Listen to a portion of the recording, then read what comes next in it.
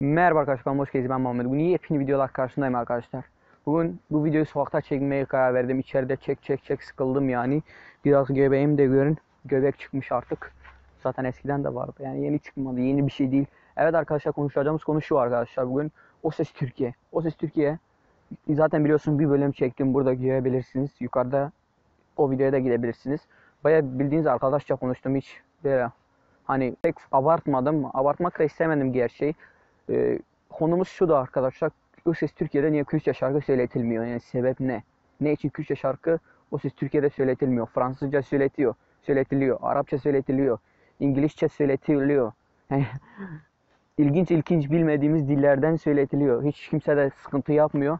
Ama Kürtçe gelince hiçbir şey yok. Kürtçe'ye gelince yasak. Hani sebep ne? Hani sanki Türk düşmanmış gibi, hani böyle bir şey böyle bir şey yapmaya çalışıyorlar. Ben anlamıyorum yani. Bayağı ilginç bir şey. Bir de Acun'dan da hiç böyle bir şey beklentilmez yani. Acun hayatında zorluk görmüş, sıkıntılar görmüş. Hani böyle bir ırkçılığın yapacağı ilginç bir şey. Bayağı ilginç bir şey yani. Böyle işte o videoya gelen kaç böyle güzel yorumunu size okuyacağım arkadaşlar. O yorumlar buralarda çıkabilir. O yorumlara cevap vereceğim. Güzel yorum da var, böyle çirkin yorumlar da var. Onlara cevap vereceğim arkadaşlar. Hangi neredeydi? İşte ilk güzel yorum arkadaşlar bunu söylemiş. 48 maşallah. Güzel like almış yorum için.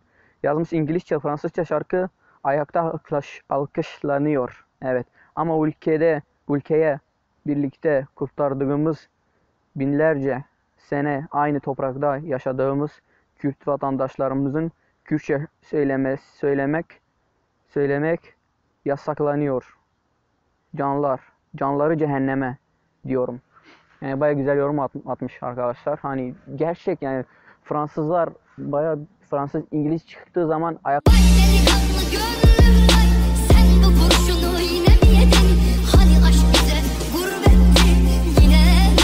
alkışlanıyor şarkı söyledikleri zaman, hiçbir şey anlamadığımız halde yani alkışlanıyoruz. Kürtçe'ye gelince yok. Hani sebep ne?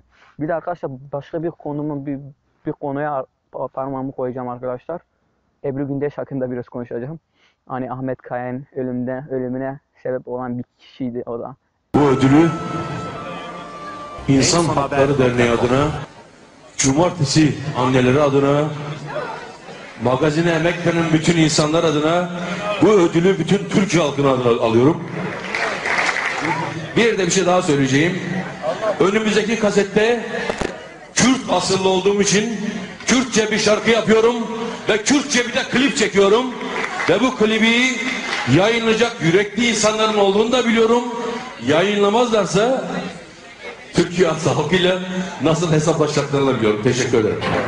Lay lay lay lay lay la la lay lay la la lay lay la la lay lay lay lay lay lay lay lay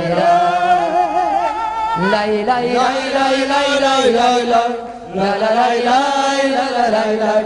Bir başkadır benim memleketim. Hasan! Ahmet Kaya kalleş demişti. Ağzından bayağı kötü laflar çıkmıştı o zaman. Hani sanki Ahmet Kaya vatan hainiymiş gibi gösterdi. O da böyle işte bir röportajında Ahmet Kaya'ya saldırıyor, hain. Programda birisi çıktığı zaman da Kürtçe işte Ahmet Kaya'nın şarkısını söylediği zaman böyle yapıyor. Başını sallıyor yani. Hani bayağı ilginç bir şey arkadaşlar. Hani bir aralar Kürtler hiç nasıl diyeyim? Kürtler böyle kendisini göstermekten korktukları zaman böyle bayağı problemleri olduğu zamanlarda işte Kürtçe konuşamıyorlardı, böyle şeyler o zamanlarda nasıl diyeyim, saldırıyorlardı, bilmem ne yapıyorlardı. Şimdilik biraz da olsa güçleri var, biraz da olsa, o kadar çok değil, biraz da olsa hani sesini duyurabildikleri için biraz hani şarkıcılar, sahte şarkıcılar böyle Kürtleri şarkısı dinlediği zaman böyle yapıyorlar, Kürtçe şarkı söylemeye çalışıyorlar. Güzel bir şey, kötü bir şey değil ama Ebru Gündeş, canın cehenneme, lanet olsun sen gibi insana. Yaşayanlar bir gün ölür, bir gün ölür elbette. İşte Ahmet Kaya'nın 6 yıl sonra ortaya çıkan son görüntüleri. Yaşayanlar bir gün ölür, bir gün ölür elbette.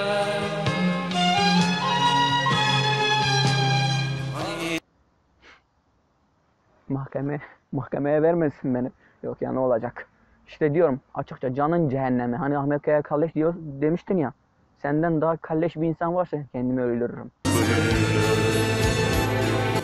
Başka bir programda arkadaşlar bir kişi çıkmıştı, hani bilmiyorum, böyle küpeli müpeli bir adam çıkmıştı. Ona demişti, sen olmaz böyle bir şey, sen Türk halkını temsil edemezsin böyle bir şekilde, Allah için. O programda hani eleştiriyordu ya adamı. O giydiği o elbise Türk halkını temsil ediyor mu sizce? Siz yorumlarda belirtebilirsiniz. Evet arkadaşlar, bu videom bu kadardı. Videomu beğendiyseniz lütfen beğenmeyi ve alttan kanalıma abone olmayı unutmayın. Başka videoda görüşmek üzere. Çok seviyorum. Allah'a emanet olun. Bir hak yani. Bu kadardı arkadaşlar videomuz. Allah'a emanet olun. Başka inşallah hiçbir şey unutmamışımdır. Unutmuş olabilirsem de bile yorumlarda yazın, size cevap vermeye çalışacağım arkadaşlar. Allah'a